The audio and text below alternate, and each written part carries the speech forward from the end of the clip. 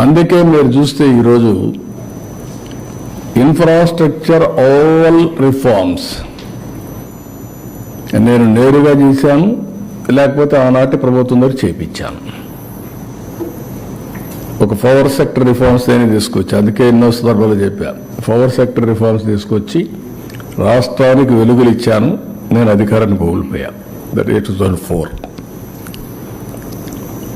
ఆ రోజు నేను కానీ దాన్ని కాంప్రమైజ్ అయ్యి ఉంటే ఓడిపోయాడు కాదేమో. అది వేరే చరిత్ర. అది విమానాశ్రయాలకి ఓపెన్ స్కై పాలసీ తీసుకొచ్చాను. ఫస్ట్ ఇండియాలో ఓపెన్ స్కై పాలసీలో ఫస్ట్ ఫ్లైట్ ఎమిరేట్స్ దుబాయ్ నుంచి హైదరాబాద్.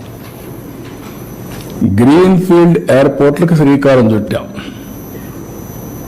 అది కూడా మీరు చూస్తే first airport Hyderabad green field airport.